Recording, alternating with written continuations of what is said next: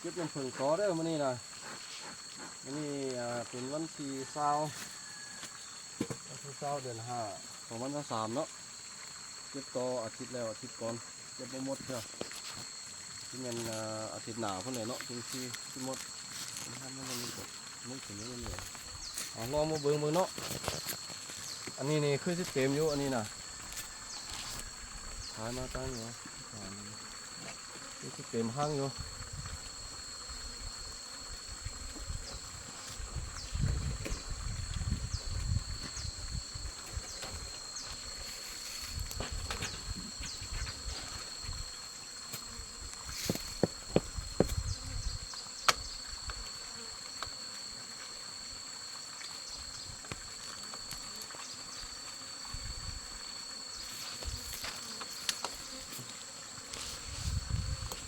อันนี้เป็นห้างที่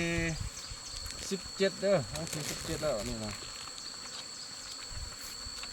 เก็บต่ออาทิตย์ก่อนเนาะ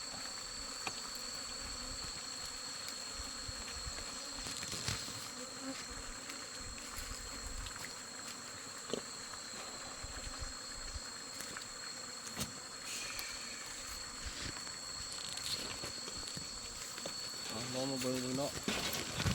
โอ้โยเต็มเลย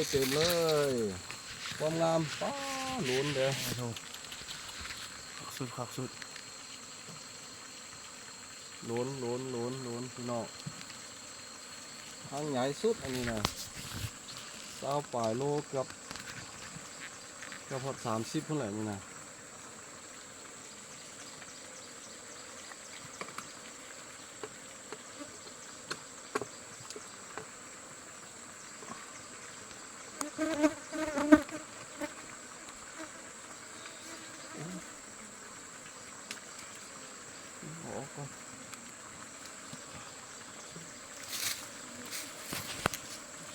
นอนตกลงอยู่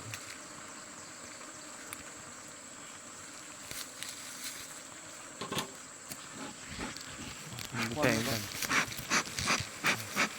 เป็นนับมาเบิ้งพายมันเห็นงามงามหรอมาก่อนโอ้มันหยู่ถ้ามันงามโอ้ซุ้มมากเลยนะงามสุดมันเป็นเจ๋งนะตัวพี่น้องสุดยอดเลยสุดไหมเอากล่องไม่เอาสุดท้ายกล่องอันนั้นของเขาไม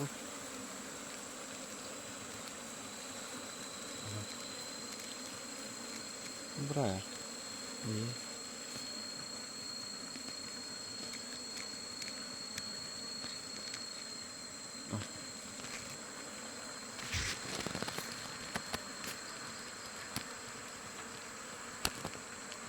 ไหนสุดหอนเลยอ๋อนี่ก็ไม่ได้นะถ้ามีวิดีโออันนี้บอกว่าท้ายเป็นยังไงเลย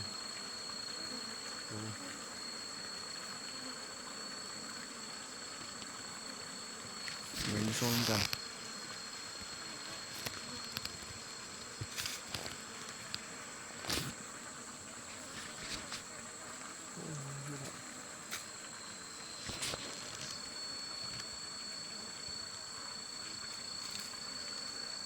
ก็ตัดเอาทีเนาะ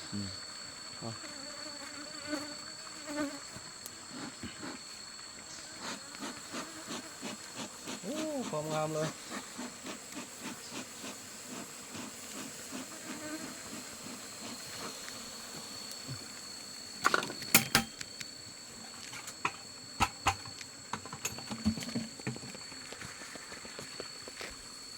โอ้น้ำผึ้งงามสุดพี่น้อง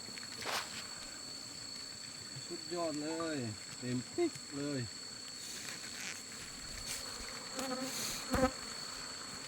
ผึ่งความงาม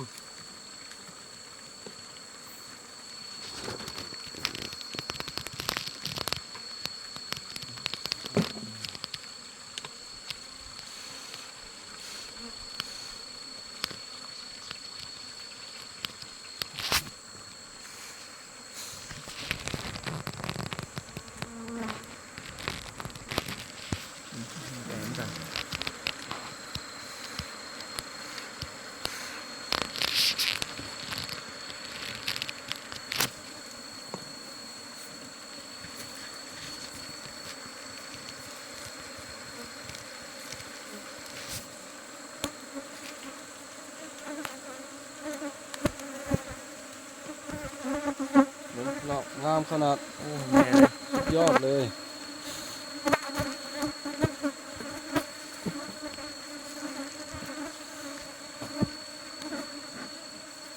ป้อนก่อน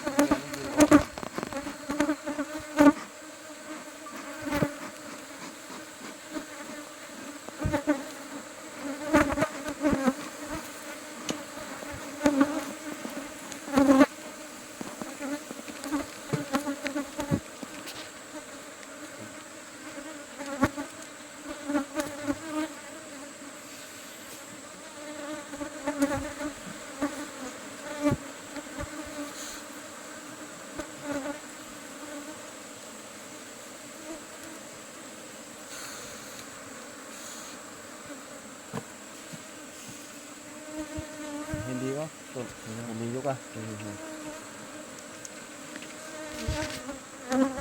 น้องตัด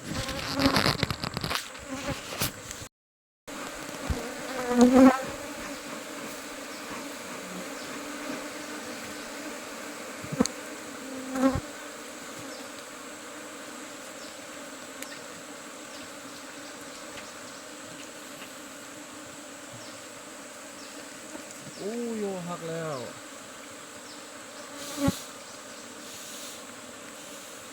เอาพี่น้องยอดเลย สุดครับสุด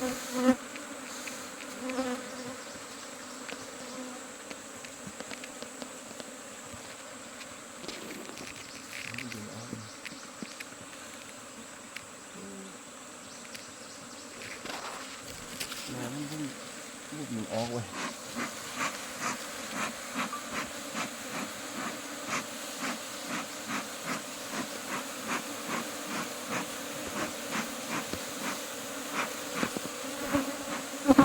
มันเคยถ่ายอ่ะปิดอันนั้นเขาก็นี่